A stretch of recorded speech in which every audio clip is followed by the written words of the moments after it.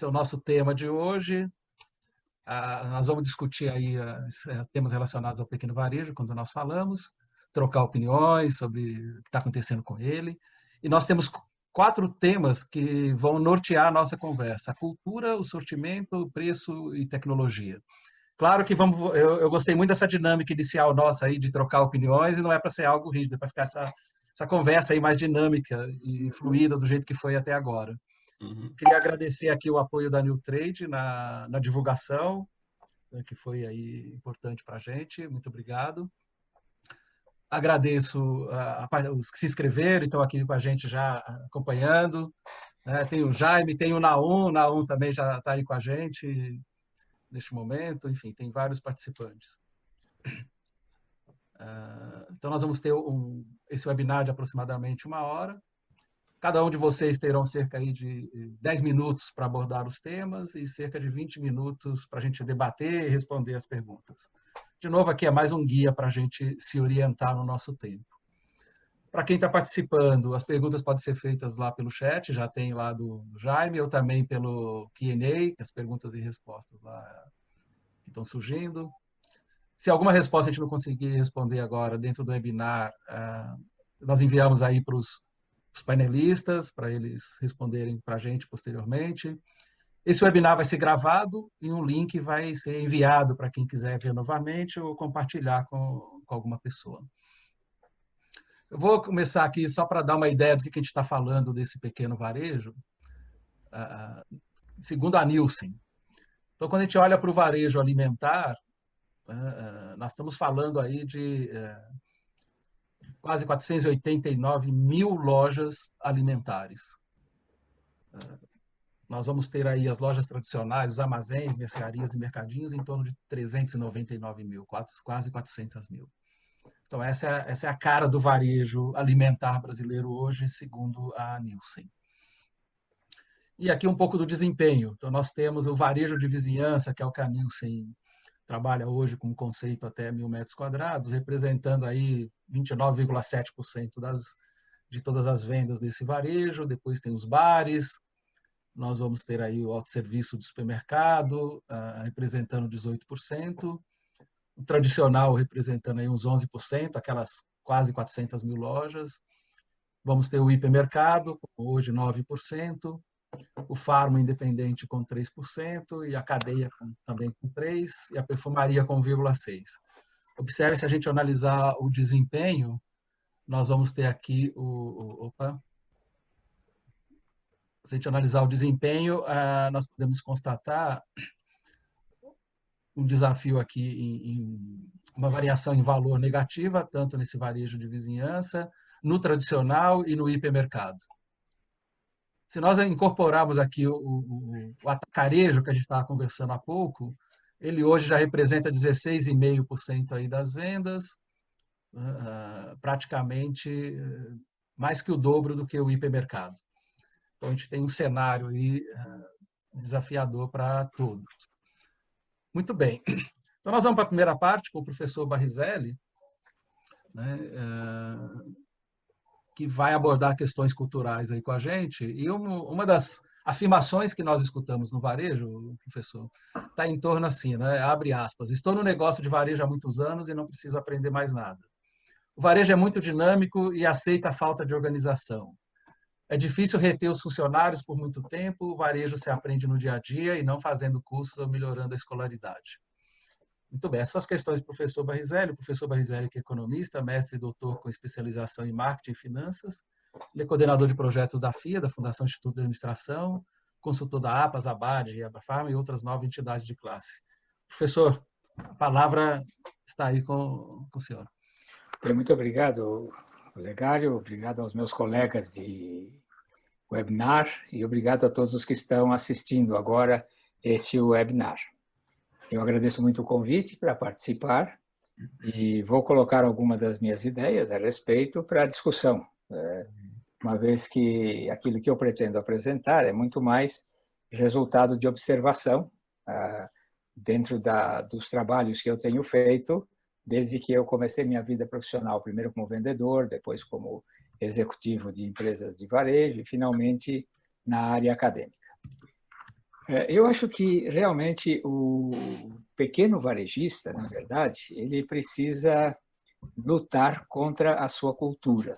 Por quê? O indivíduo, em geral, ele começa como pequeno varejista. É muito raro alguém começar como grande varejista. Não tem casos em que alguém começa e coloca uma loja grande, mas não é comum. Comumente a pessoa começa como pequeno varejista e vai crescendo ao longo do tempo. Essa questão cultural, para aqueles que vêm do setor varejista, como é que o indivíduo se torna varejista muitas vezes? Primeiro, porque ele é um bom comprador, ele compra bem, ele tem experiência em compras, e ele acha que porque ele compra bem, ele pode vender bem também. E ele acaba abrindo uma loja e toca a sua vida como supermercadista. Outras vezes, o indivíduo compra uma loja existente porque gosta de entrar no varejo e as coisas vão caminhando. Se nós olharmos o pequeno varejo hoje como um todo, nós vamos encontrar empresas que foram fundadas pelo avô do atual elemento que está tocando a loja, outros que foram fundados pelo pai da pessoa que está tocando a loja, e muitas vezes é ele a primeira geração de varejistas efetivamente. Quando a loja ela continua pequena, apesar de ter sido fundada pelo avô ou pelo pai, essa é a principal razão pela qual ela continua pequena, isto é, a cultura antiga prevaleceu ao longo do tempo. O indivíduo ele é voltado para dentro, ele olha o sortimento dele, ele compra, porque ele tem a prerrogativa de ser um bom comprador, ou se acha um bom comprador, e, de um modo geral, tem acertado em relação àqueles clientes que vão à loja, e ele continua sobrevivendo como um pequeno varejista. Em outros casos, quando já é o neto ou o filho do fundador, raramente a gente fica com a primeira loja e a loja original que foi fundada. Eu, ao longo de vários trabalhos que eu tenho feito, por exemplo, encontrei um rapaz que hoje dirige as lojas da família, essa pequena cadeia, que hoje tem 8 lojas, começou como uma pequena loja, e estas 8 lojas foram criadas quando esta geração, a terceira geração, entrou no negócio. Ele fez o curso da Fundação Getúlio Vargas, aprendeu um pouco sobre varejo, aprendeu sobre finanças, aprendeu sobre administração, e, em função disso, ele começou a aplicar isto. Quando ele chegou, já eles tinham pelo menos 3 lojas, a família, o pai, já tinha conseguido 3 lojas, e ele, ao entrar, agora conseguiu ampliar para 8 lojas. Então, quando nós trocávamos ideias antes de iniciar efetivamente o webinar, o Barral fez um comentário que eu acho que é muito interessante. Culturalmente, o pequeno varejista ele não percebeu que a sua força está em ficar na loja e conhecer os seus clientes. Uma grande organização não consegue fazer isso. Eu estava numa loja especial de uma grande organização e houve lá um problema sério entre uma pessoa que estava no caixa e a moça do caixa. E começaram a gritar, o cliente começou a gritar e chamou a atenção de todo mundo que estava na loja. E eu imediatamente procurei alguém que pudesse trazer o gerente da loja para resolver esse problema. Eu estava lá fazendo compras. Eu fiquei exatamente 20 minutos esperando o gerente da loja chegar e esse gerente da loja nunca chegou. A discussão acabou, a pessoa provavelmente não vai voltar mais naquela loja, a cliente, mas o cidadão continuou fechado lá no seu escritório, em algum ponto, e simplesmente se negou a vir à loja ver o que estava acontecendo. Vocês observam que, do ponto de vista de atendimento ao cliente, é muito provável que esse cliente nunca mais volte e talvez tenham perdido alguns que assistiram àquela situação. Então, essa é a grande força do pequeno varejo. E essa questão relacionada com o varejo é muito dinâmico, aceita a falta de organização. Eu acho que isto é uma visão muito antiga, uma visão aonde a concorrência não era muito forte, o indivíduo não precisava fazer muitos esforços, saía um cliente e entrava outro, porque a oferta de pontos de venda, a oferta de atendimento era muito deficiente. Em algumas regiões do Brasil isso ainda acontece. Eu, nas minhas palestras, hoje não uso mais, mas durante muitos anos, nas minhas palestras, eu começava a palestra com um slide que mostrava a primeira loja de supermercados no Brasil, 1956, frigorífico Wilson. E eu sempre perguntava para os presentes de que organização de supermercado é essa loja. E as pessoas não conseguiam dizer. Porque, na verdade, 80% das lojas do Brasil ainda tem essa configuração. A mesma configuração da primeira loja de supermercados. Então, é isso que o dinamismo do varejo, ele tem dificuldades para chegar lá naquele pequeno varejo, aquele indivíduo que está muito arraigado ao modelo de compras, ao modelo de pôr na loja aquilo que ele acha que vai vender. Nós fizemos alguns testes aqui em São Paulo, por exemplo, e uma loja não queria vender de jeito nenhum produtos dietéticos, porque dizia que não se vendia. Então, dentro dessas experiências, nós dissemos, olha, vamos colocar produtos dietéticos aqui, você não paga nada, se por acaso esses produtos não venderem, você devolve 100% do que sobrou aí na prateleira. Para surpresa do cidadão, uma semana depois, os produtos tinham desaparecido. Não tinha mais nenhum item na loja. Então, a razão pela qual ele não vendia esses produtos é porque ele realmente não... A cultura dele não permitia que ele vendesse. Ele imaginava que o cliente dele não queria, sem saber se o cliente queria ou não. Finalmente, a questão relacionada com a possível falta de organização derivada do dinamismo que o varejo tem. O varejo é muito dinâmico e ele aceita a falta de organização.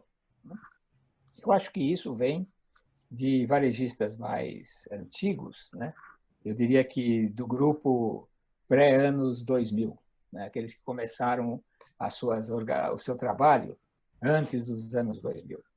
Nós aqui no Brasil tivemos um problema muito sério, que foi a chamada reserva de mercado da informática.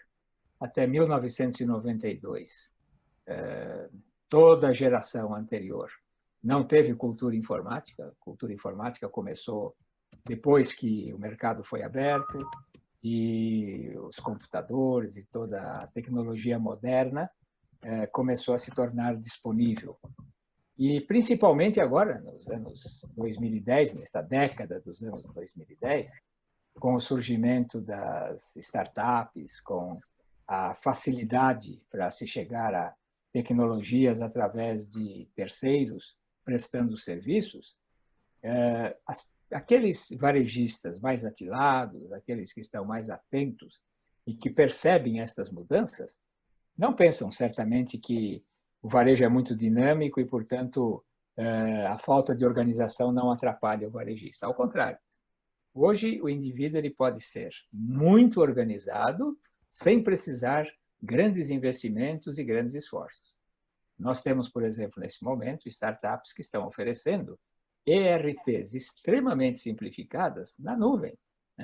Então, o indivíduo pode ter todas as informações que ele precisa, de rotação de produtos, o que está saindo, o que não está, aqueles produtos que faltam, os preços que estão sendo feitos e assim por diante, simplesmente no seu celular, baseado em alguém que está manuseando todas estas variáveis na nuvem. O indivíduo não precisa ter nenhum servidor na sua loja, não precisa ter gente especializada, nada. O fato é que isso precisa mexer com a cabeça das pessoas, com a cultura das pessoas. Se o indivíduo não perceber isto, ele não vai fazer nunca.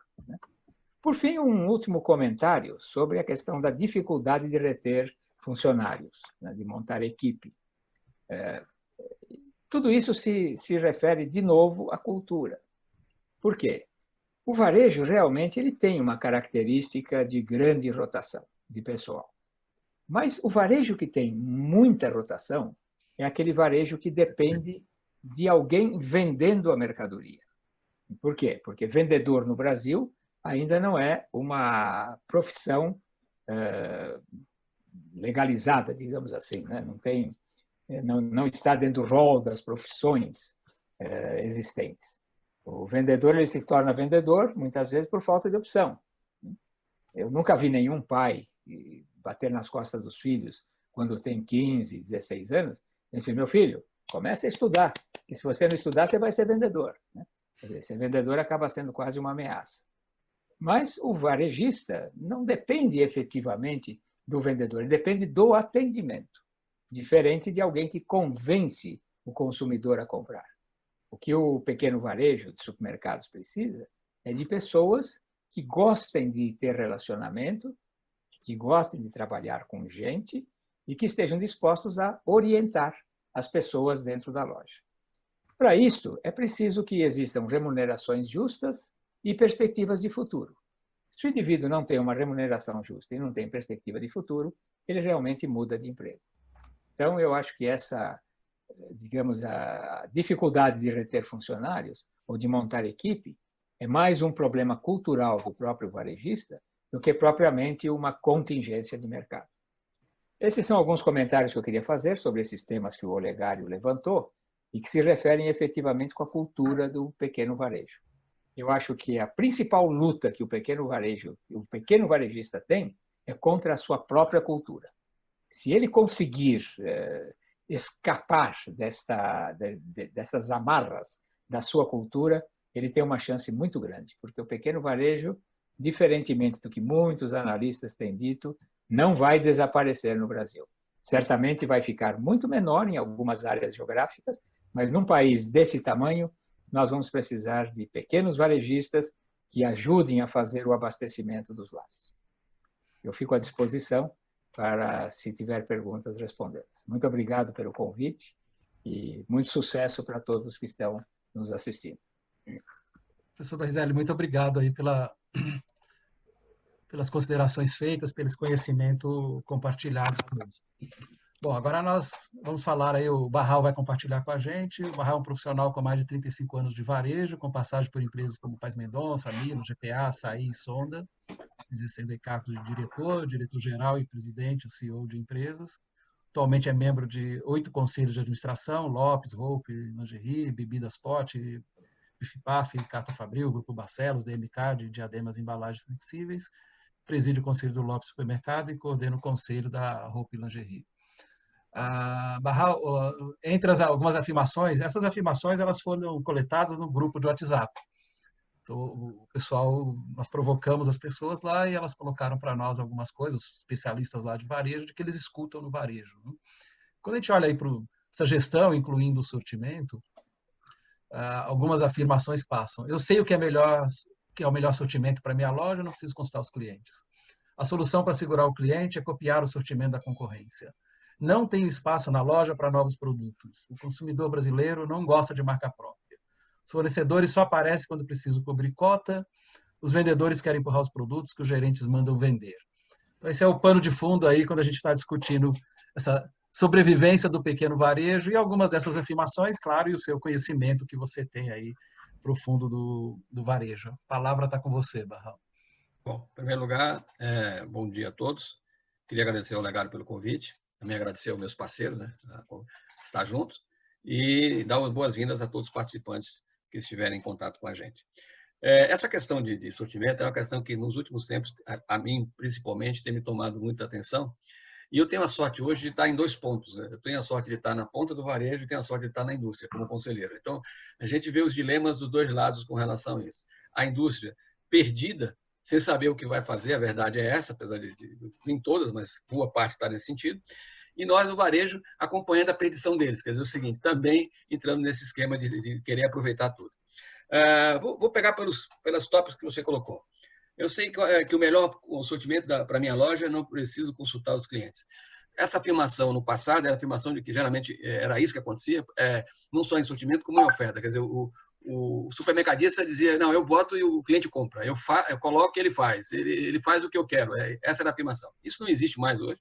O consumidor tomou consciência do poder que ele tem, mas não é só o poder, da necessidade que ele tem, seja por questões financeiras ou por questões do consumo que ele quer. Então, essa afirmação hoje, realmente, se o varejista não entender que ele tem que conhecer esse consumidor, e no caso, um pouco do que o professor Balizar colocou, o pequeno empresário de varejo, ele, mais do que ninguém, tem essa capacidade rápida de entender isso, porque ele está junto com o consumidor, que as corporações maiores têm que fazer estudos, pesquisa, tem um trabalho um pouco maior, mas elas também têm dinheiro para isso. Eu acho que esse é um ponto que não existe mais. Essa história de que você decide não é mais um ponto. A solução para segurar o cliente é copiar o sortimento da concorrência. Essa é a solução burra. A solução burra é essa, achar que o que o outro fez é melhor e vou fazer. Um exemplo claro que aconteceu na década de 2000, principalmente, quando quase todos os varejistas, aqui de São Paulo principalmente, copiaram tudo que o Pão de Açúcar fazia. Não analisaram se era bom ou ruim. Era bom Pão de Açúcar, mas será que era bom? Então, eu brincava muito com o Tambasco, que era o diretor da divisão Pão de Açúcar, dizia, você está criando um monte de pão de açuquinha por aí, porque todo mundo copiava, você via as lojas, era basicamente cópia. Isso no interior, na capital, era impressionante isso. Não existe isso. Você tem que entender que você segura o cliente com a sua identificação. O que é que você tem de diferencial? E você, cada vez mais, buscar esse diferencial. Cada um vai ter o seu, há espaço para todos, só tem que entender o que é que eu atinjo melhor ou não. E, principalmente, o pequeno varejista tem essa possibilidade, se ele entender bem a região que ele está, o ambiente que ele está, que concorrência que ele tem e qual é o cliente dele, e ele consegue trabalhar bem. Isso não é tão difícil quanto se imagina. É realmente entender o que se quer. Não tem espaço na loja para novos produtos. Isso é verdade, não existe mais. Do jeito que a indústria está lançando produto, nós não temos espaço. A gôndola ficou de uma maneira que hoje não tem. Você pega a parte de perecíveis mesmo, a variedade de iogurtes, essa criação de iogurte grego de um lado e de outro, e outros mais produtos, ficou um negócio complicado. Então, a definição do que eu quero ter no meu mix é fundamental. Para que o próprio consumidor entenda o que ele vai achar na sua loja, porque é importante isso também. Às vezes, a pessoa fica, mas ele não vai achar. Entenda bem, você precisa ajustar o seu mix ao seu consumidor, mas também tem que ser claro para ele que algumas coisas você não vai ter. Porque você não tem espaço, porque não dá, você vai ser vamos dizer assim, não adianta querer ser bom em tudo, você vai ser melhor em bebida, vai ser melhor em perecíveis ou no açougue, você vai criar alguma elo de comunicação com os consumidores, porque realmente, com a quantidade de itens, SKUs que estão sendo criados pela indústria, fica inviável. A própria indústria hoje já começa a repensar em revisão de linha, porque ela mesma está tendo dificuldade. Eu estou vivendo isso nos conselhos de indústria, a discussão está sendo essa. O que eu faço com a minha linha, porque eu estou batendo de um lado para o outro. Então, acho que esse é um processo que vai vir no varejismo, mas vai vir também da indústria. Acho que é um processo, sei lá, de médio e longo prazo, mas vai acontecer isso. Esse ajuste de linha, você já começa a ver em algumas indústrias por aí. O consumidor brasileiro não gosta de marca própria. Esse era aí vou ser honesto. Eu era um dos caras executivos que pensava isso. Eu sou exemplo. E estou aprendendo totalmente que isso é o inverso. O exemplo que eu posso dar e posso dizer com satisfação é o que eu encontrei no Lopes, na marca própria. Um trabalho excelente, sendo bem feito, e que está me ensinando que, ao contrário disso, você pode fazer um trabalho bom. A própria que eu vi agora, como eu comentei no início, a minha visita ao Mercadona na Espanha, isso está claro, o trabalho que eles fizeram com marca própria deles em outras empresas. Então, assim, a minha visão hoje é clara que o consumidor brasileiro aceita assim, marca. O que ele quer é qualidade. O que não houve no início, e eu posso ter sido influenciado por isso, foi a má qualidade que nós trabalhamos na marca própria lá atrás. A gente achava que marca própria era preço, fixar a imagem de preço para o consumidor, e não era. Na realidade, a marca própria é o inverso, é qualidade de produto, para você linkar a sua marca é fundamental. Eu acho que cada vez mais isso é uma coisa que vai tender a aumentar, claro, com busca de qualidade. Hoje já existem empresas que assessoram esse supermercadista que quer entrar, principalmente nessa história de marca própria com qualidade. Eu acho que isso é uma tendência e cada vez vai aumentar. Lá fora isso já é muito forte e aqui não tenho dúvida que vai crescer. E acho que mesmo o pequeno, claro, não é o caso do pequeno ter esse investimento, mas ele entender que ele pode criar alguns diferenciais com os produtos que ele tem na loja. Não digo marca própria, mas usar essa teoria para trabalhar alguns produtos, principalmente no atendimento, no serviço, nos produtos que ele tem, vamos dizer, possibilidade de diferenciar. Tipo o açougue, ele pode criar determinados cortes, trabalhar em cima para criar a imagem da loja dele. Acho que é fundamental. Os fornecedores só aparecem quando precisam cobrir cota. Infelizmente, ainda tem indústrias que trabalham dessa maneira. E principalmente indústrias grandes. Nós estamos chegando no final do ano. Nós vamos ver a corrida que vai ter agora no final de novembro e dezembro de algumas indústrias para cumprir seu resultado. Isso é impressionante como ainda é utilizado esse tema, principalmente em algumas multinacionais, por incrível que pareça, ainda tem esse tipo de cultura, e acontece. Isso está diminuindo, porque há um melhor posicionamento do varejista também em relação a isso, principalmente os médios e grandes, e também porque já se viu que essas vantagens muitas vezes não são vantagens. Eu não vou citar nome, mas em determinados, uns 3 anos atrás, final de 2016, uma determinada indústria muito grande fez um trabalho desse para desovar estoque, uma multinacional muito grande. Quando chegou em março, eu já era advisor de um fundo de investimento, fui visitar alguns varejistas.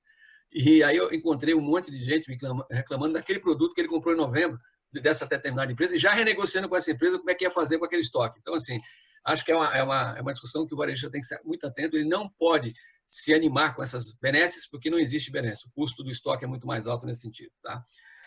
Os vendedores querem empurrar produtos que os gerentes mandam vender. Existe isso, tá? Eu acho que, infelizmente, isso tem ainda. Mas, assim, acho que está diminuindo muito. Acho que o vendedor está tendo muito mais trabalho hoje, dependendo da estrutura. No pequeno, isso ainda acontece, dependendo. Ainda nós temos um negócio no Brasil, pouca gente as pessoas têm um pouco de vergonha de falar isso, eu não tenho. A teoria dos representantes, tá?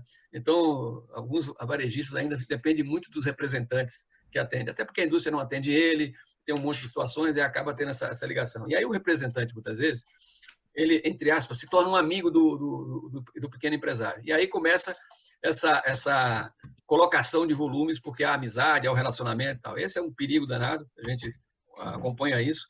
Eu sempre criei um histórico, eu tenho guardado isso, eu sempre tenho um grupo de representantes que são meus, vamos dizer assim, meus olheiros, né? E eu começo a provocar eles, como é que está a venda, e eles me dão informação.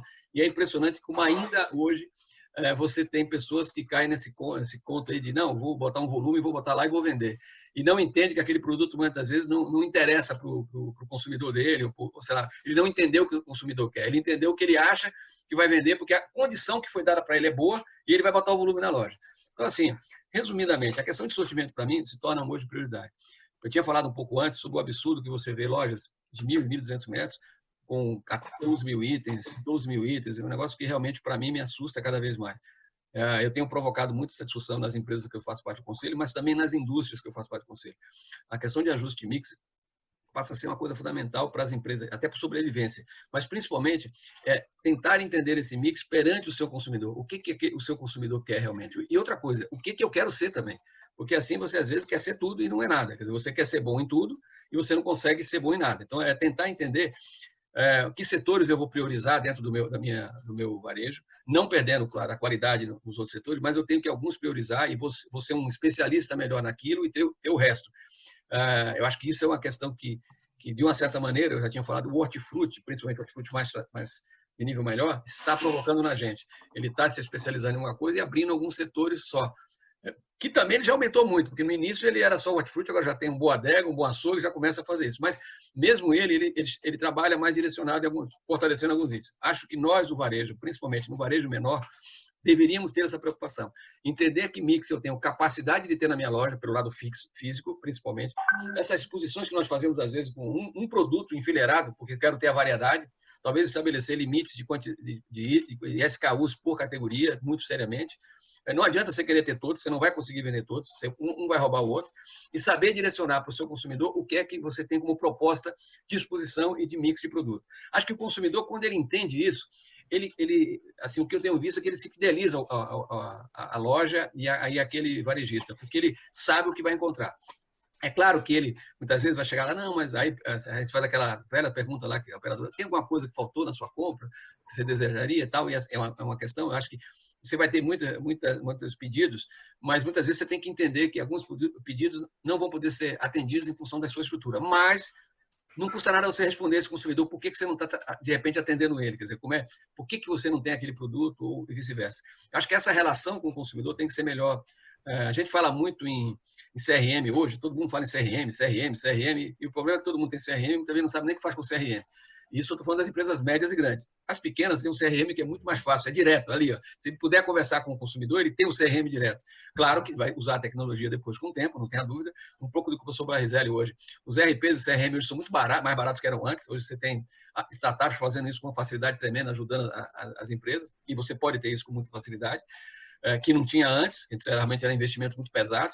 Então, acho que esse entendimento é fundamental. E a mensagem que eu dou para os pequenos varejistas como um todo é o seguinte, mas não só pequenos, todos.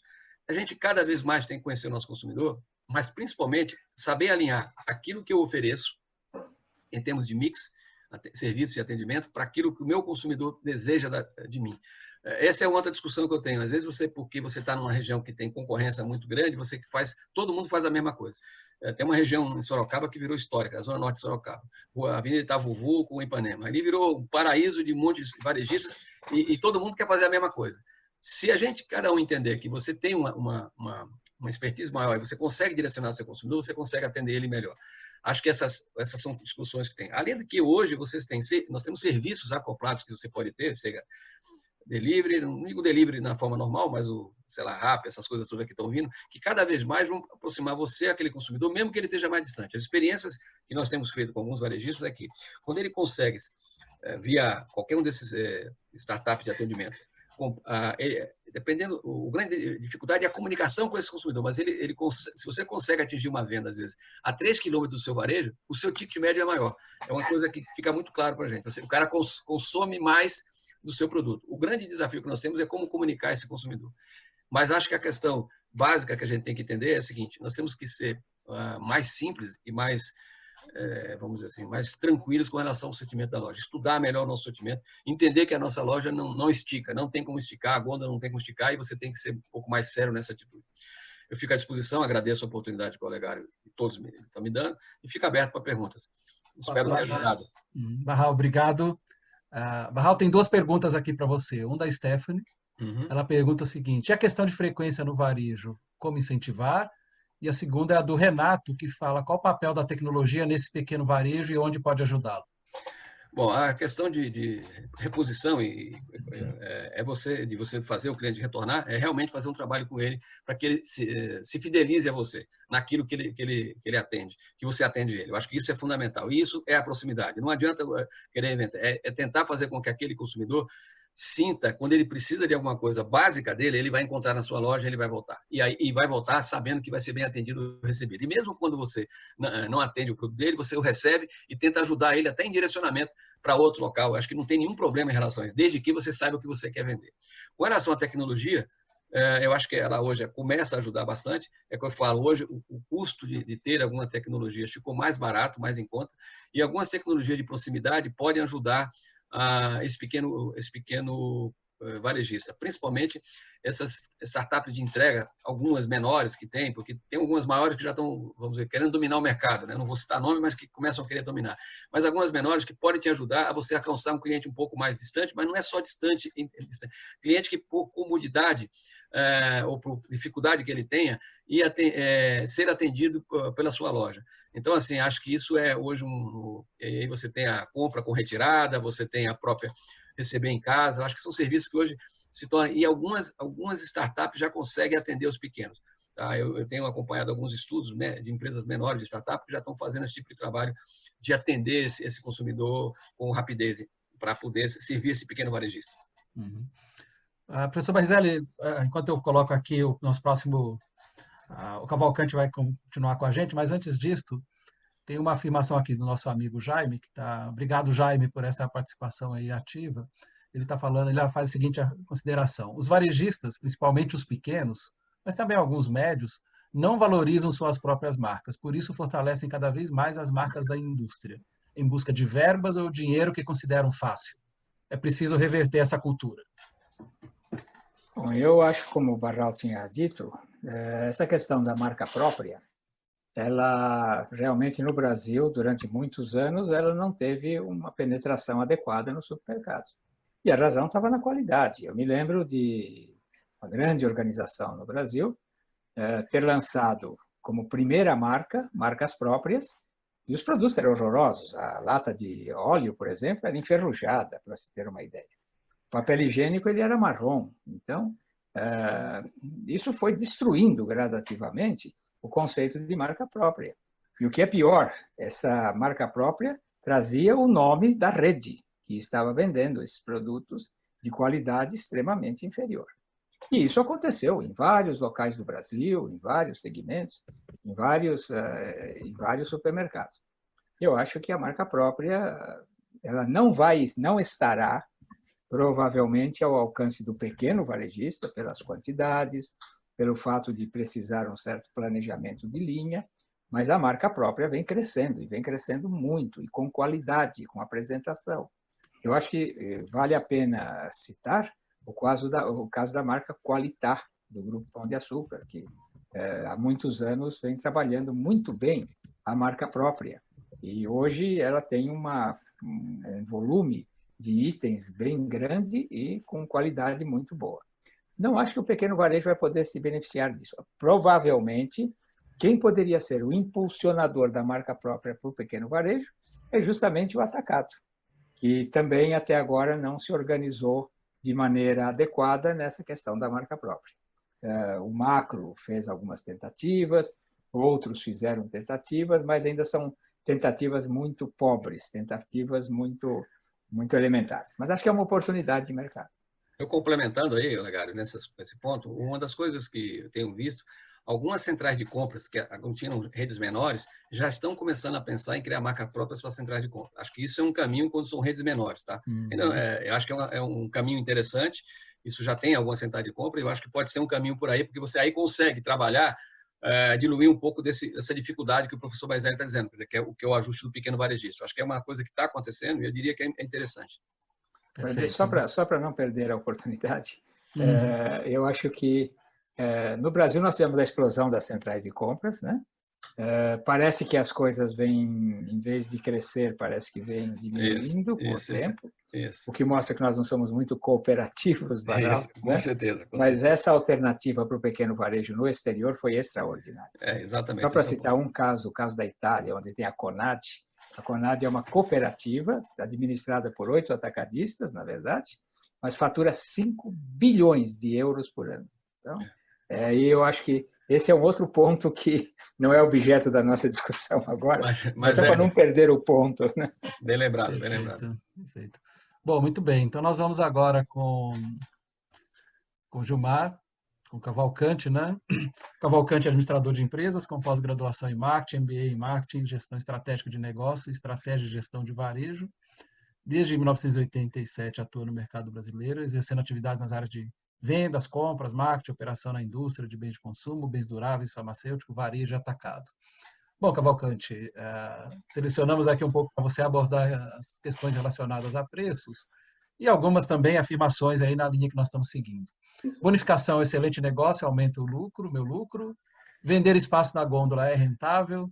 A melhor maneira de fidelizar os clientes é através de preços baixos. Com preços baixos, traga os clientes de volta.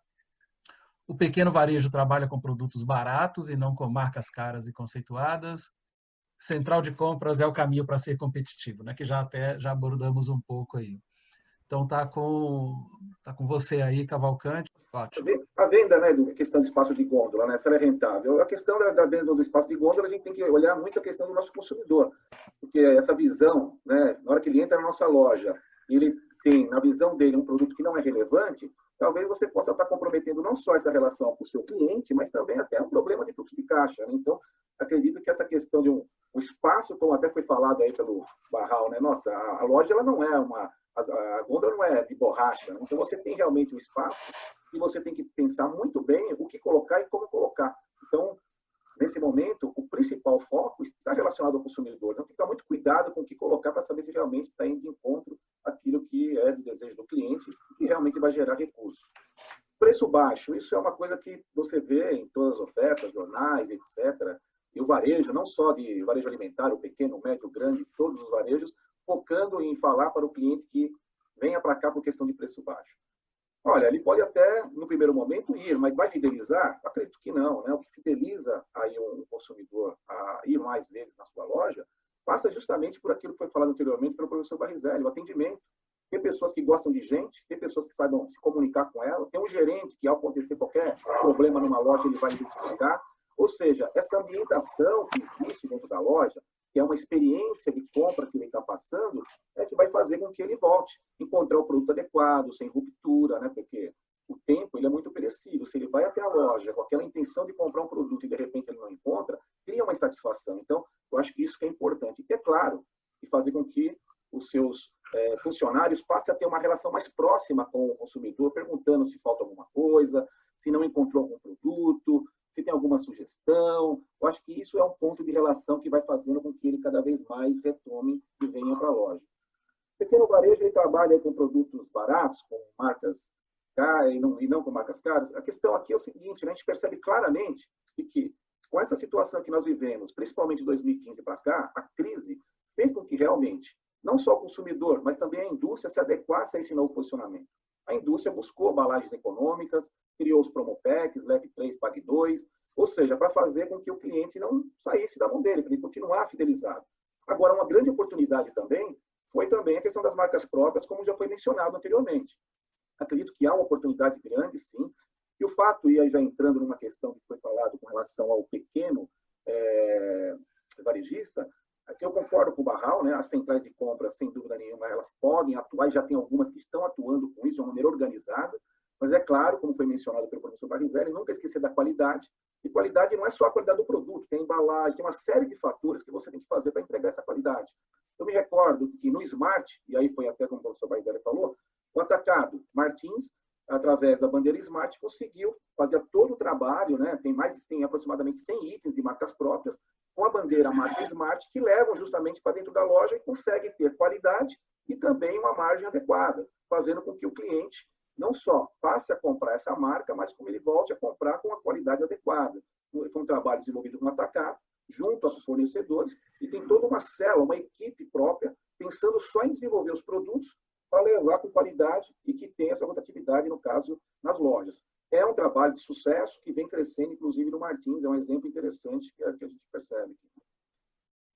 Quando a gente olha essa questão do consumidor, de acordo com a pesquisa que a Nielsen já fez, os atributos que mais levam o cliente à loja tem realmente a qualidade de perecíveis, que já foi até comentada aqui pelo Geraldo, essa conveniência da localização da loja. Isso acho que é um ponto muito importante, né? Foi citado aqui pelos nossos colegas, que foi justamente essa questão de poder estar lá do lado da residência desse consumidor. Então, quanto mais ele puder aproveitar essa facilidade e ter essa parte pessoal de proximidade, sem dúvida nenhuma que vai fazer com que esse cliente retorne para a loja. A ausência de rupturas, esses 3 pontos são os principais. Evidente que o fator preço, as promoções, a leotização, o sortimento, todas as outras são importantes, mas se ele não tiver uma qualidade imperecíveis, não tiver com seus funcionários trabalhando bem aqueles clientes que chegam na loja e mantendo os produtos adequados para que não haja ruptura, ele já começa perdendo aí com relação aos principais atributos que levam realmente o consumidor à loja. Como já foi mencionado anteriormente pelo próprio Olegário, o autosserviço de vizinhança ele tem uma importância ainda muito grande, né? Então, aí, considerando junto com o Cash and Carry, você tem ainda 25,3%, ou seja, eu também acredito e concordo com o professor Barizelli que ele não irá sumir do mercado, mas há sim realmente um trabalho a ser feito para que ele consiga efetivamente manter esse cliente e manter justamente esse crescimento dos seus negócios na proximidade. O que a gente percebe com essa luta entre a competitividade entre os grandes e os pequenos é de que muitos pequenos passam a se juntar e criar justamente as suas centrais de compras. Como foi mencionado pelo professor, algumas deram certo, outras nem tanto. Mas ainda eu vejo com um bom tom, né, a exemplo do que aconteceu propriamente no Smart, para que a gente consiga, de fato, aproximar a indústria desse pequeno e levar, digamos, condições favoráveis para ele, que seria a escala, vale a pena, sim, trabalhar redes associativistas, né, que vão fazer com que, de repente, você consiga criar um grupo econômico e, claro, falar com a indústria, com um volume que vai trazer realmente para a indústria um interesse maior em desenvolver. Eu posso citar um exemplo que aconteceu na própria Smart, que foi justamente quando eu estava lá em relação à Ambev, que não tinha uma relação direta com o Smart. Depois de muito trabalho, nós conseguimos desenvolver um trabalho que passou a ser realmente uma referência dentro da Ambev, a ponto de ela dar condições comerciais tão boas quanto ela dava para umas grandes redes. Então, isso daí fortaleceu a relação, além de cuidar e levar os planogramas adequados para a área de venda. E aí foi criando uma relação, né, importante. As redes associativistas também trabalham a questão de qualificação, né, no caso da equipe de chão de loja, que isso é um ponto muito importante que, às vezes, se não tiver bem trabalhado, sem dúvida nenhuma, você não vai nem conseguir fazer frente às grandes redes. Tem alguns exemplos também que eu gostaria de dar, que eu acho que, não sei se vocês conhecem a FEBRAFAR, ela é uma federação das brasileira das redes associativistas no setor de farma, que representa aí em torno de 9.900 lojas, né, de farmácias, e está juntando todas elas, está em torno de quase 13 bilhões de faturamento. Ela vem com algumas ferramentas interessantes que eu falei, poxa, que bacana. Além de aproximar a indústria com relação a essa parte de comprar e trazer as negociações, seja através do distribuidor ou da indústria, ela já começa também a trabalhar a ferramenta de inteligência de mercado. Por quê? É aquilo que foi falado anteriormente, de uma maneira organizada, levar para esse pequeno varejo informações para ele tomar decisões junto ao cliente dele, para ter um maior conhecimento de quem está comprando na loja dele, qual o sortimento, quais produtos que está tendo maior giro, quais que tem o menor giro, e aí ele vai trabalhando também esse chão de loja. Além de levar treinamento não só presencial, mas também via web. Pra vocês terem uma ideia, no caso da farmácia, o setor, no caso associativismo, foi o maior crescimento comparado no year to date. Cresceu 20,1%. Então, é uma demonstração de que dá resultado. E vocês sabem tão bem que, tanto no varejo alimentar quanto na farma, há realmente uma verticalização muito grande e crescimento das grandes redes. Essa foi uma forma inteligente que eu achei que realmente faz com que o pequeno consiga, junto com outros pequenos, trabalhar essa força e ser reconhecido pela indústria a ponto de poder estar melhorando os seus negócios. Bom, eu agradeço ao Olegário, aos meus colegas também, é uma honra estar com vocês aqui falando, a todos que estão nos assistindo, né? Muito obrigado e eu fico aí aberto a perguntas. Muito bem.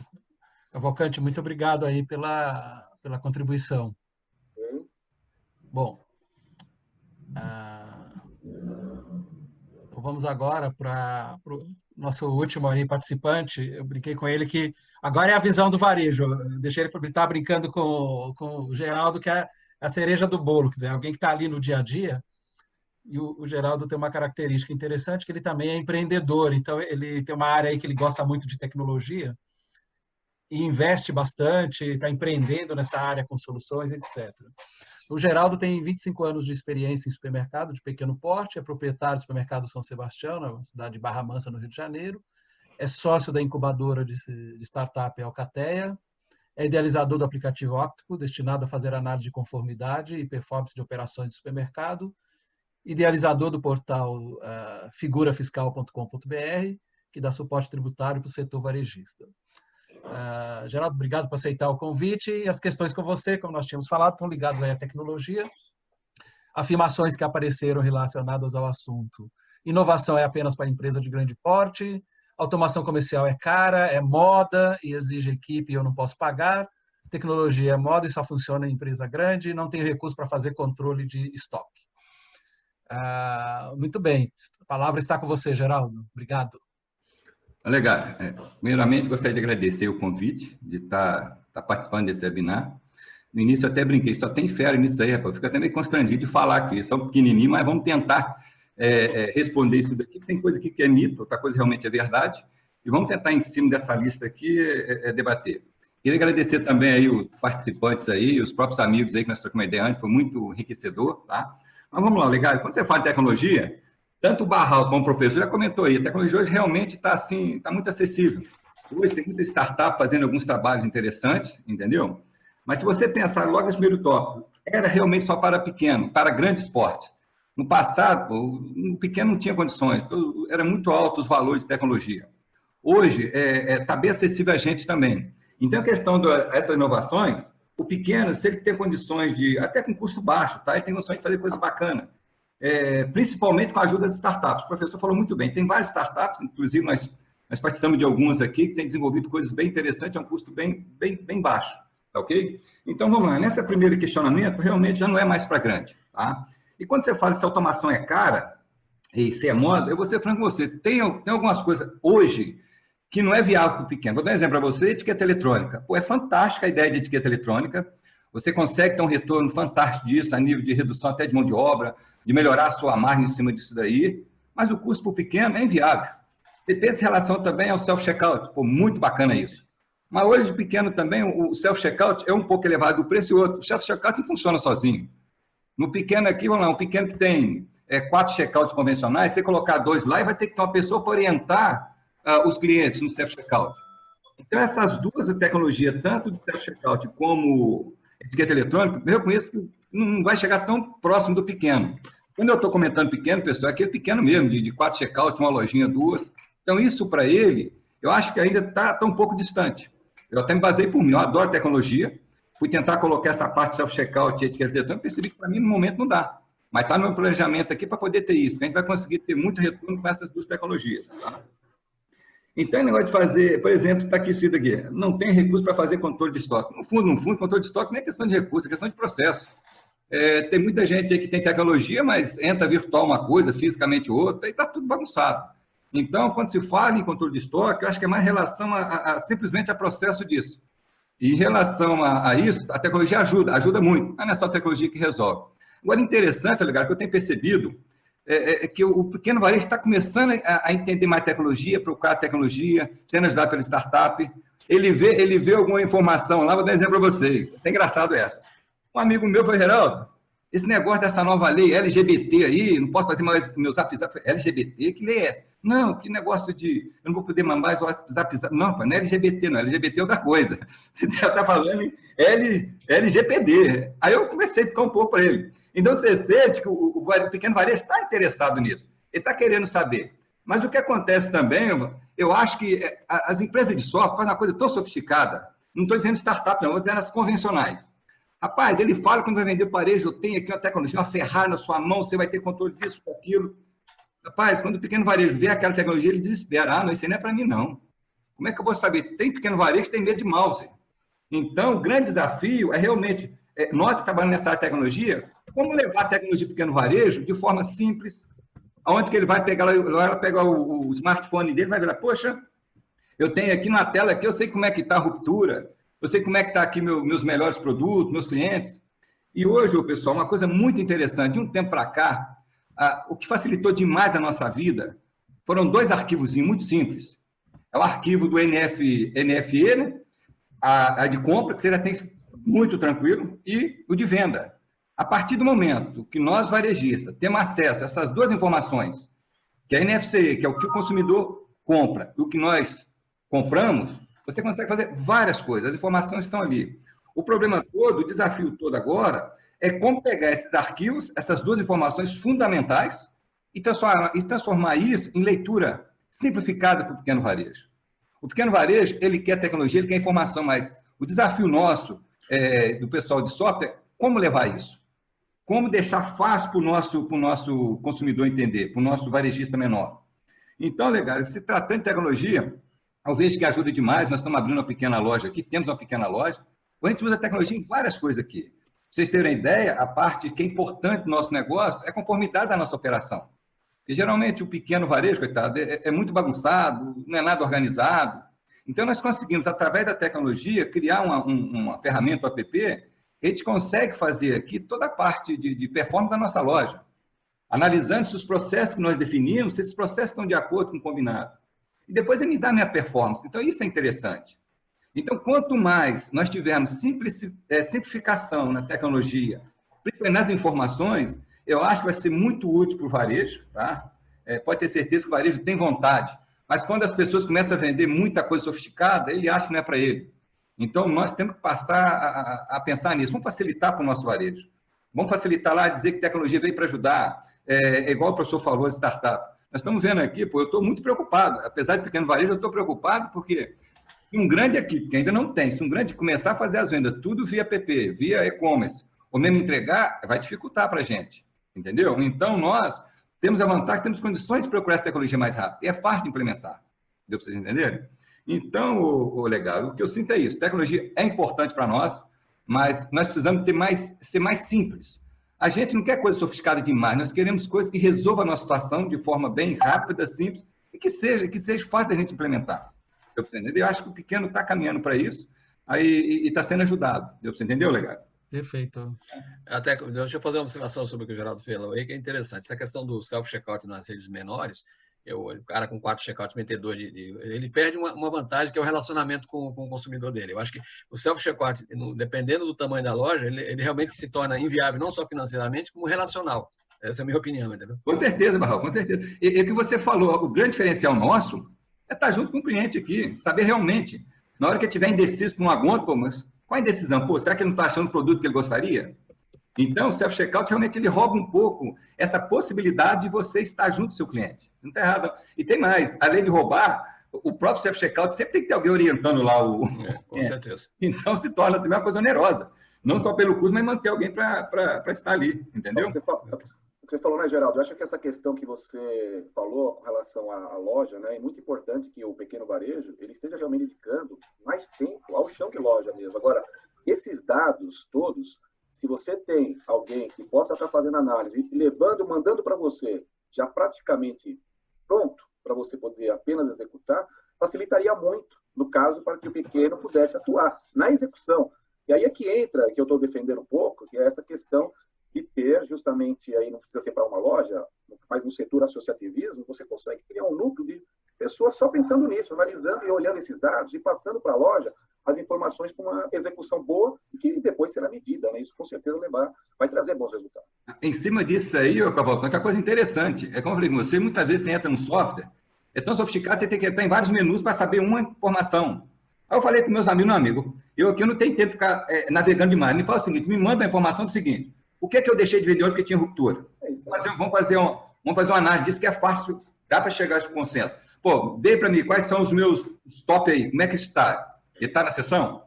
Quais são os meus clientes que são top aí? Tudo isso dá. Como eu falei com vocês, esses dois arquivozinhos, o NFK, quando a gente compra o fornecedor e o que a gente vende, está tudo, ali é rico demais, está todas as informações ali. Agora, realmente, trabalha bem isso. Isso é fundamental, entendeu?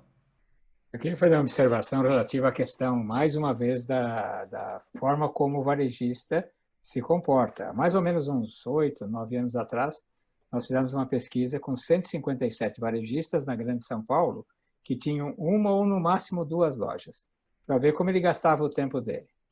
Tempo para comprar, 65% do tempo semanal. Tempo na loja, 5% do tempo semanal. O resultado, 70%, os outros 30% era para ir no banco, etc., olhar algumas coisas da administração. Olha, como é que alguém que fica 5% do tempo na loja pode conhecer o cliente? Como é que ele pode saber o que o cliente quer? Como é que ele pode saber se o cliente está satisfeito com o sortimento que ele oferece? E assim por diante. E como é que ele, ao ficar 65% do tempo comprando, o que ele pode comprar? Qual é o input que ele tem para fazer compras certas para aquele cliente que vai visitar a sua loja? Se tudo der certo, é realmente porque é sobrenatural. Realmente, com certeza, razão, professor, não tenha dúvida. Muito bem, gente. Tem algumas perguntas aqui, vamos aproveitando. A Valéria Santos está perguntando assim, pensando nos millennials como potenciais consumidores, a conveniência irá superar os preços? Ou seja, eu vou preferir a conveniência em detrimento do preço? Isso já está acontecendo em alguns lugares, tá? Mesmo aqui em São Paulo. Claro que o preço sempre é importante, que o fluxo do bolso dessa garotada também, ele leva em conta isso, mas a conveniência tem sido um ponto forte. Não sei o que meus colegas acham, mas eu, pelo menos, já tenho visto isso acontecer. O que eu vejo nesse sentido é muito está relacionado à ocasião de consumo, né? Eu acho que nós somos consumidores e é interessante. Todos nós sabemos aí aonde é mais barato, aonde tem o preço médio, aonde é mais caro, mas todos nós já paramos no posto de gasolina, fizemos alguma compra naquela loja de conveniência e pagamos o preço que estava lá. Ou seja, a ocasião de consumo ela influencia muito. E o milênio, eu acredito que ele está muito, como é que eu posso dizer, muito adepto a essa questão dele aproveitar muito a vida, do ambiente que ele está, daquele momento com os amigos. E aí aquele detalhe, né? Eu acho que o mais importante, eu volto a dizer aí, essa questão de estar no lugar, de acordo com os formatos, né? Você tem que ter aquele preço adequado. E olhando justamente essa conveniência. Porque, evidentemente, se você tem um formato pequeno e você quer trabalhar o preço igual um cash ou um atacarejo, não vai dar certo. Eu acho que essa ocasião de saber o consumidor, de entender o milênio, de estar pronto, de oferecer para ele aquela experiência, com certeza, eu não tenho dúvida que ele vai pagar o preço. Você mostrou aí um slide da Nielsen. Isso, exato. Sobre o que as pessoas esperam quando vão numa loja, não é isso? Isso, exatamente. Você viu onde é que o preço estava lá? Sim. 6º lugar. Exatamente. Aliás, todas as pesquisas feitas dentro de loja, quando você pergunta por que razão você está comprando nesta loja, até hoje, e nós fazemos isso desde 1995, nunca é porque o preço desta loja é o mais baixo.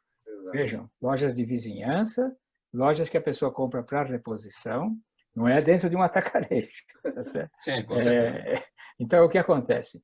A questão preço, ela tem a sua predominância dependendo do tipo de compra, dependendo daquilo que o consumidor está procurando naquela hora. Né? Porque se você perguntar na rua para alguém, você prefere numa loja que vende a preço baixo ou a preços mais altos? Não precisa fazer pergunta, né? 100% já ele vai responder que prefere preço mais baixo, mas na hora de se comportar, a forma é diferente. Perfeito. Cavalcante, você abordou o tema de central de compras e o Renato está fazendo uma pergunta aqui. Sim. A pergunta dele é a seguinte: vejo as centrais ainda muito focadas em compras, volume de compras, para conseguir boas negociações. Na sua visão, o que mais as centrais poderiam oferecer a seus associados? Então, inclusive aqueles chats que eu mostrei, que foi feito pela Abras, mostra justamente isso, né? Que quando o pessoal vai buscar uma central de compras, ele vai buscar justamente essa relação da compra mesmo, de preço, de melhor rentabilidade, estreitar o relacionamento com o fornecedor. Só que nós sabemos que isso é o primeiro passo, né? Isso, na verdade, e nós estamos abordando esse assunto, é de que se o preço ele é o sexto, não significa que eu não tenho que comprar bem, mas eu tenho que ter relevância para poder estar junto à indústria, sem dúvida. Mas, acima de tudo, eu tenho que trabalhar todos os outros fatores. O que as centrais de compras podem fazer, e aí eu amplio, não é uma central de compra, mas uma rede associativista, é de que ela se preocupe em levar justamente aquilo que o próprio Geraldo está falando. Falou, poxa, eu quero aqui na minha loja, Cavalcante, poxa, eu não tenho tempo para ficar olhando, extraindo, vamos dizer, pegando, refinando esse petróleo. Eu sei que tem muita coisa boa, mas eu queria um prato feito. Então, eu acredito que as redes associativistas podem, sim, fazer com que elas possam prover justamente para o pequeno, seja através de startup, seja através de reuniões junto à indústria, levar uma execução melhor para dentro da loja, a ponto que ele, mesmo sendo pequeno, ele utilize a fortaleza que ele tem, que as grandes redes não têm, que é o relacionamento com esse cliente. Porque ele está lá há muitos anos nesse local. Então, ele tem uma relação com esse cliente diferenciada. Ela não é tão fria quanto as grandes redes têm. Então, trabalhando bem essas pessoas, qualificando, mexendo na layoutização de loja, o sortimento adequado e levando informação de inteligência de mercado, com certeza, o resultado para o pequeno é outro. Porque aí você mexe justamente em levar para ele um empoderamento. E dentro da cadeia, o pequeno passa a ser forte. Por quê? Porque ele passa a prestar um serviço, que ele já tem lá de uma conveniência, mas ele está prestando um serviço com sortimento, com tudo aquilo que tem numa grande rede, mas com uma qualidade e um relacionamento diferenciado. Então, acho que as centrais deveriam trabalhar não só trabalhar a compra, mas como vender esse produto, como atender melhor, como qualificar melhor as pessoas dentro da loja. Eu queria fazer um comentário sobre as centrais de compras. Inclusive, eu participo, tá? Mas eu vou ser sincero com vocês, eu acho que tem muitos problemas ali nas centrais de compras. Porque a maioria lá está querendo preço, se junta para fazer encarte. Pô, aí o cara às vezes vende um produto para outra concorrente de rede, chega na minha loja, Geraldo, ó, só estou fazendo para você, não fala nada para ninguém. O melhor preço é esse. Poxa, é porque eu prefiro vender aqui, porque lá na central estamos querendo lá tantos reais para poder encartar. Então, realmente, eu acho, enquanto as centrais não saírem fora desse negócio de encarte, sai fora disso, foca em quem? Serviço. Então, nós precisamos de serviço. Exatamente. Então, porque quando você fala em preço, gente, é muito fácil quebrar isso. Sim. Desculpa, mas tem muito vendedor esperto demais. Acho que é esperto, começa... E quando você fala em serviço, cara, serviço é uma coisa que você não consegue quebrar. Agora, o vendedor você consegue, o cara faz essa oferta para você, cara, e é errado isso. Agora, como que um vendedor vai fazer você sabendo que eu tenho uma central que tem vários serviços, que tem um serviço que manda um auditor na minha loja, que tem um serviço que manda como é que está a análise das minhas vendas, como é que eu posso gerenciar melhor meus negócios, que me ajude a vender mais. O vendedor não quebra isso. Agora, só encarte, que a maioria das redes é isso. Faz encarte lá, chame outra. Quando faz encarte, gente, às vezes você tem 30 pessoas que é da rede. E geralmente vai meia dos gatos pingados lá para poder trabalhar com os 30. A coisa é até injusta isso. Para vocês entenderem? Então, acho que tem que ter revisto isso. Eu vou ser bem sincero, eu tenho pé atrás do jeito que está hoje essas centrais. Infelizmente, eu acho que se não tiver um choque ali realmente de mentalidade, do jeito que está, pelo menos, deixar claro. É onde que eu estou inserido, está dessa forma. Eu não sei se às vezes lá no sul, no interior lá de Minas, as coisas estão melhores. Mas aonde eu tenho, que é onde eu conheço, cara, tem que mudar. Não pode estar como está. Tem que ter ali um novo redirecionamento. Ou seja, esquece preço, foca em serviço. Eu acho que nós, pequenos, precisamos disso. Precisamos de entender melhor nosso negócio e precisamos de ajuda para levar isso daí para frente. Ok? Eu concordo com você, viu, Geraldo? E realmente as centrais de compras, muitas delas, como foi falado inclusive pelo professor Barrizelli, elas somem por aquilo que você está falando. Por quê? Eles vão na central, eles oferecem algo lá que é talvez um preço cheio lá e paga a verba para fazer o encarte, e depois, sabendo que você tem um volume maior, ele vai te oferecer uma negociação diferenciada. E aí é claro que a indústria, nesse momento com a central, para poder, em função da escala, te dar um desconto maior, ela não quer isso. Então, na verdade, a central ela tem que evoluir para realmente uma associação onde o papel dessas pessoas que compõem essa associação tem que ser um papel, digamos, sério, do comprometimento. E aí eu posso até dar um exemplo de uma empresa, de uma associação que eu vejo que está dando muito certo no setor farmacêutico, que é a Acifarma.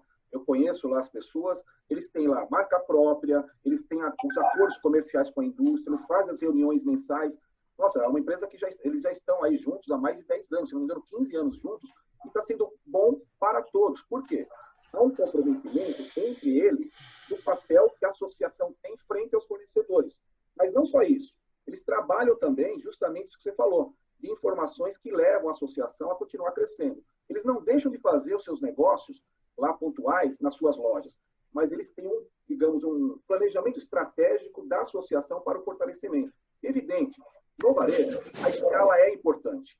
A relevância frente ao fornecedor, ela é importante. Então, para ser mais relevante, é importante ter corpo. Uma maneira organizada e séria, onde os que vão participar fazem cada um a sua parte, eu acredito que, com certeza, é bom para todos. Ao contrário, se for só central de compra, com certeza é difícil sobreviver. Queria só fazer uma observação rápida, se me permitem.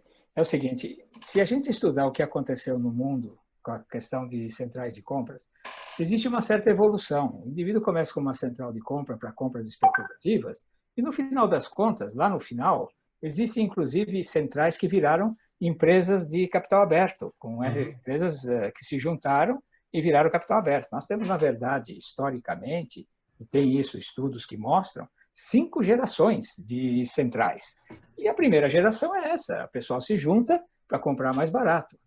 Nós começamos a fazer isso aqui no Brasil em 1972. A primeira central de compra apareceu em 1972. Nós estamos em 2019. Nós continuamos nos juntando para fazer compra especulativa. Então, em todo esse período, nós não saímos da primeira geração. Tá certo? Então, se nós continuarmos fazendo compras especulativas, não formos gradativamente para as gerações seguintes, daqui 30 anos nós vamos estar fazendo compra especulativa se durar alguma. Tá certo? O problema fundamental é esse. Com certeza. Eu vejo alguns, assim, eu também estudei o assunto há algum tempo e vi alguns avanços, internacionalmente, claro, mais intenso, mas a gente sai de uma central de compras, vai para uma central de negócios, onde se discute até práticas de gestão, né? E o terceiro nível que a gente vê na França, assim como na Itália, é uma integração de sistemas.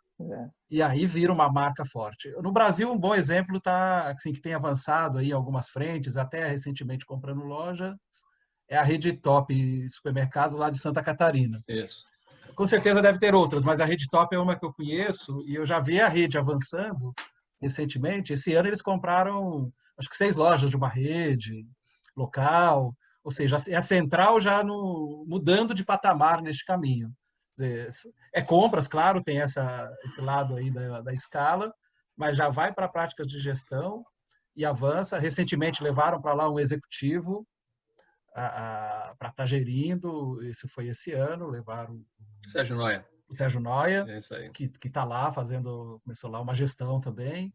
Ou seja, do que eu tenho notícia, com certeza deve ter outras, mas do que eu tenho notícia é essa que está trilhando esse caminho, né? Eu não tenho os detalhes, mas eu vejo caminhando. Mas um pouco do que o Nelson falou é o seguinte, eu vou mais longe. Eu, em conversa com alguns private equity, alguns fundos, é o seguinte, o mercado brasileiro hoje, se você entender, dificilmente você vai ter grandes compras feitas pelos players maiores, aquisições, como houve no passado, vai existir ainda, mas com focos diferenciados. A grande saída para o varejo, olhando para frente, é exatamente isso que o professor falou, chegar ao quinto estágio, quer dizer, começar com a central evoluindo e você tornar empresas, depois com capital aberto, associada a fundos, ou seja, com capitais para crescer. E isso é a saída que, regionalmente, Não tem jeito. Vou dar um exemplo. Você pegou bem um exemplo que me interessa, que é o Top Santa Catarina. Santa Catarina é um exemplo. A quantidade de varejo que tem naquele estado não comporta com a capacidade que tem de população e de consumo. Então, se não houver essas junções, você não...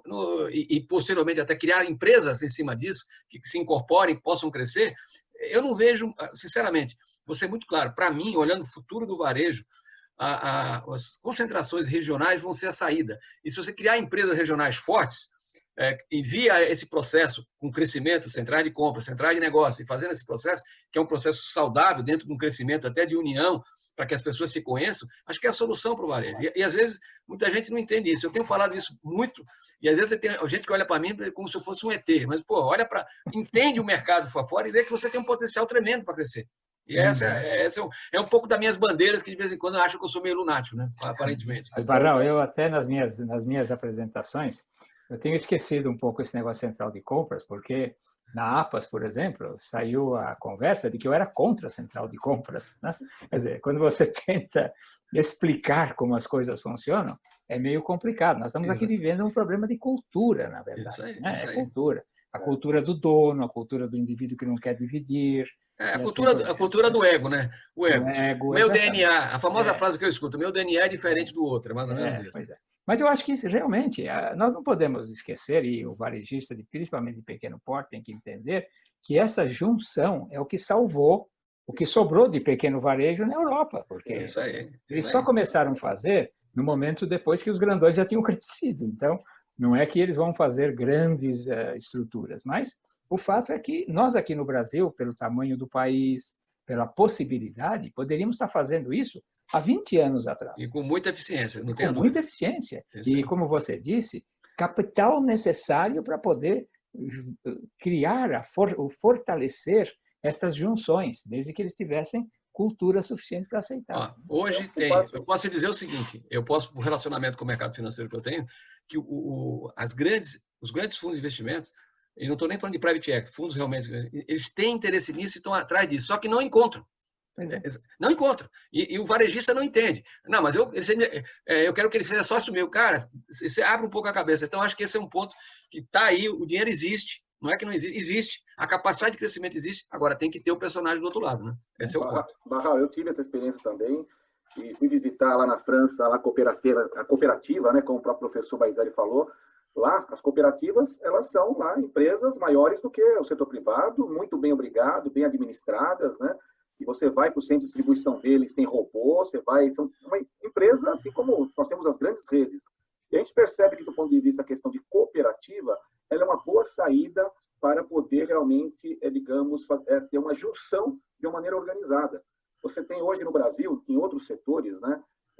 No caso a Sicredi, que é cooperativa, você tem no caso da Unimed, em algumas regiões que é cooperativa, e essa mesma organização vem para o setor do varejo alimentar, com certeza você começa a ter, né, no caso, uma empresa que nasce para ser bem representada. Claro que você tem toda essa questão legal, né? Tem que ser olhada de perto, mas essa experiência que você teve, eu também conversei com algumas empresas, alguns fundos, né? E uma das coisas que eles sempre falavam era exatamente essa questão de como você juntar essas culturas e você fazer com que eles tomem decisão de uma maneira organizada. A única forma é eles serem cotistas de um negócio e você ter as regras claras da participação deles. Dessa maneira, funciona. De outra maneira, se não tiver claramente as regras, é difícil, é muito difícil. Pessoal, o que o Geraldo falou. Vai lá e o fornecedor acaba falando uma coisa, um faz um jeito, outro compra, outro não compra. Aí é bagunça, aí não tem jeito.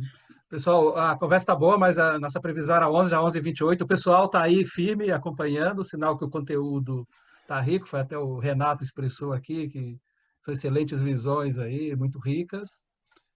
Nós temos duas perguntas aqui. Eu gostaria de a gente ver se em um minuto alguém as responde, para a gente ser rápido. Uma delas aqui que chegou é: vocês acreditam que tem marcas leads onde o preço de ponta dos seus produtos acaba sendo um referencial de preço no mercado, podendo então contribuir positiva ou negativamente para que o varejista trabalhe com preços maiores nesses produtos e fiquem taxados como careiros?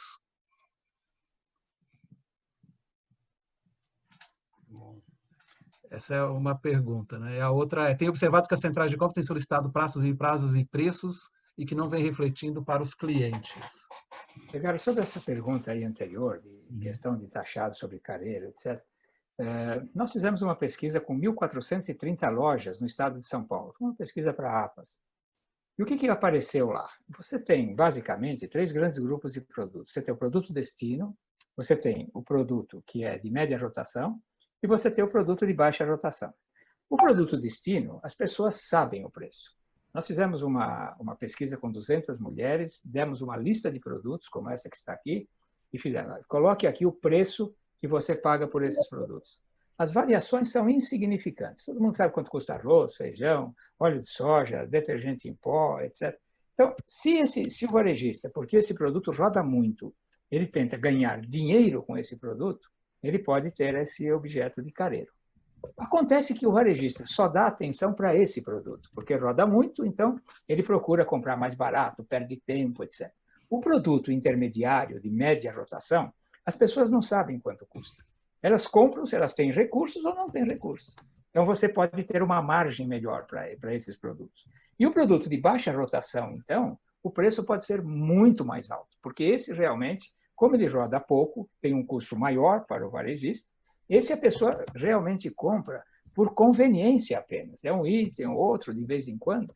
Quando você faz este mix, no produto destino, geralmente o supermercadista não consegue cobrir os seus custos operacionais. E isso pode representar entre 30% e 35% da venda de uma loja. Onde começa a dar lucro? No produto de média rotação. Esse produto já cobre o custo operacional e já deixa lucro. E depois, no produto de baixa rotação, você ganha um bom dinheiro. Na somatória desses 3, lá na última linha vai sobrar 3%, 2,5%, 3%. Agora, se o indivíduo trabalhar só para vender produto destino, porque acha que é aquilo que vai salvar a vida dele, ele vai ter que dar um jeito de, no final do mês, arrumar dinheiro para pagar as contas, porque ele não consegue. Então, essa visão de rotação, de tipo de produto, de mix, de precificação, se não tiver essa visão, a coisa não vai para frente. Perfeito. Bom, pessoal, vamos encerrar, né? Porque o assunto está muito bom, mas já estouramos. Eu primeiro agradeço aí os participantes que ficaram até o fim. Temos aí alguns participantes ilustres que eu agradeço a presença. Agradeço ao professor Barizelli, Cavalcante, Barral, Geraldo, por dedicar esse tempo e compartilhar esse conteúdo muito rico aí com todos. Aproveito para informar que esse vídeo esse webinar está sendo gravado e nós vamos mandar um link com este conteúdo e também com as apresentações que foram feitas. Então, muito obrigado a todos e um bom dia. Bom dia, obrigado também. Até logo. Tchau. Tchau.